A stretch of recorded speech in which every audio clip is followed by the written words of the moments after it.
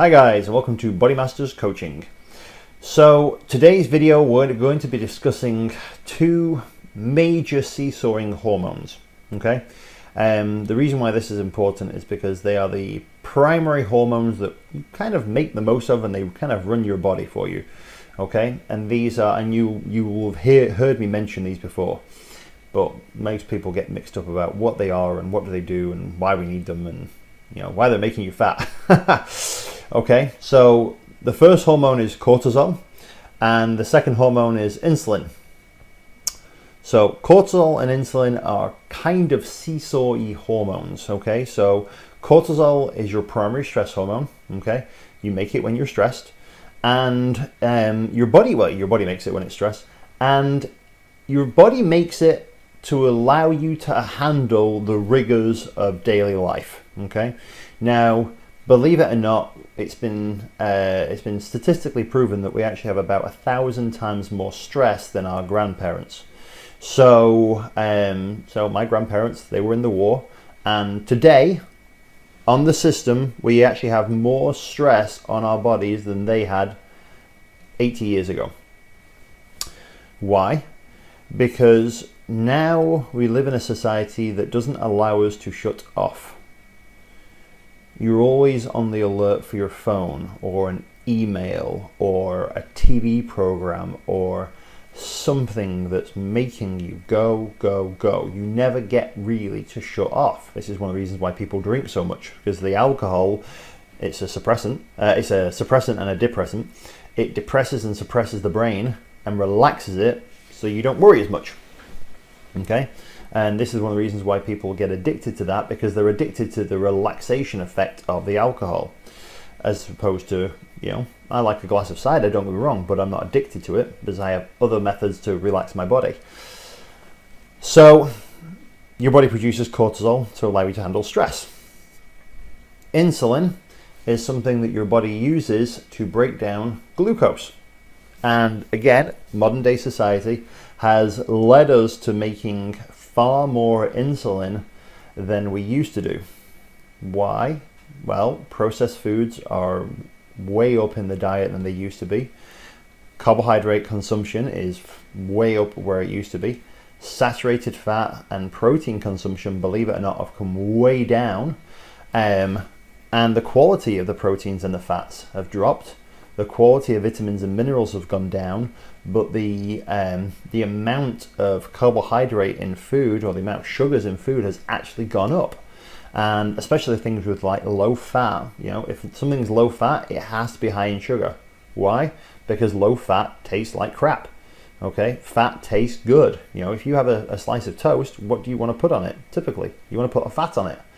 Most people, okay? Or they put a fat and a sugar on. They put butter and marmalade on their toast, or margarine if you want to put that shit on. So insulin breaks down glucose. Okay. Now, what happens is when you break that glucose down, if your body can't utilize it, then it has to store it. So insulin, although it's not intended to be, can actually be a fat storing hormone if you produce too much of it.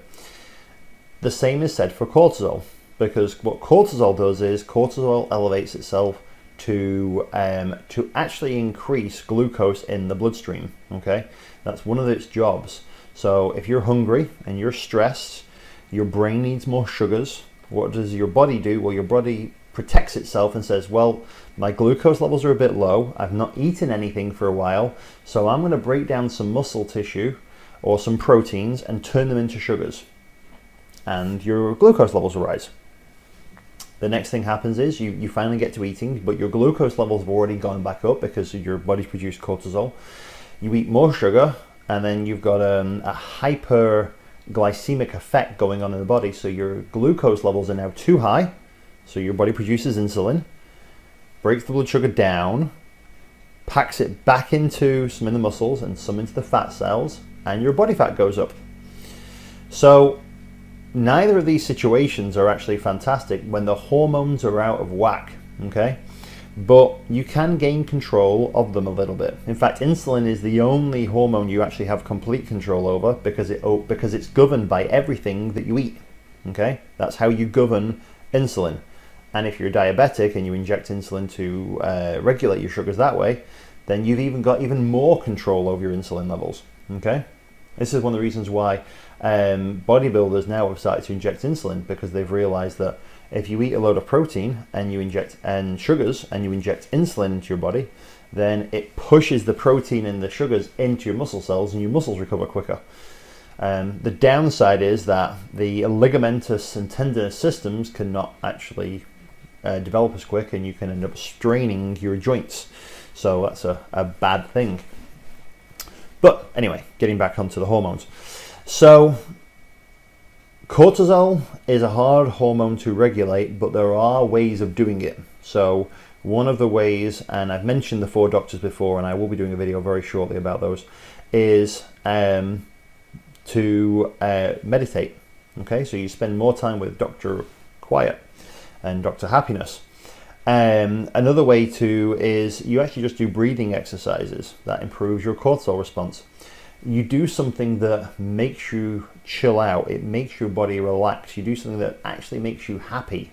Okay, that reduces cortisol. Okay, don't forget, cortisol is a stress hormone. So you're not going to be feeling happy when you're stressed out. Okay, you're going to be feeling angry and on edge.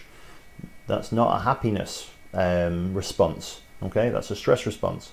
So you increase the relaxative effect within the body, and it lowers your cortisol. Why is that good?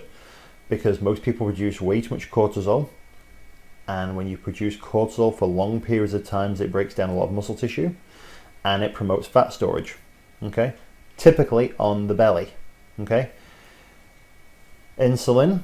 Where the way to gain control of insulin is to eat on a regular basis. Okay, you go for more than 4.5 hours without eating something, your insulin levels are gonna go out of kilter, and you're gonna start storing body fat. Okay, or at least the next time you eat, you will. So eat on a regular basis. Make sure that your diet is balanced for your body. So if you need a higher fat or higher protein diet, make sure you've got a higher fat or higher protein meal.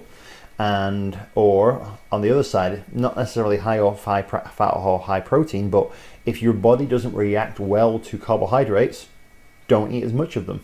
Okay, or at least be optimal about the times when you're going to eat your carbohydrates. Okay, so post workout, you may need a little bit of sugars.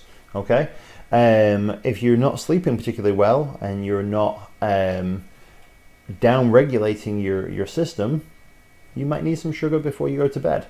Okay, again, just to chill the system down and relax it. So that's insulin and that's cortisol. If you've got any questions about those 2 hormones, please put them in the comments below, and I'll see you next time, guys. Take care.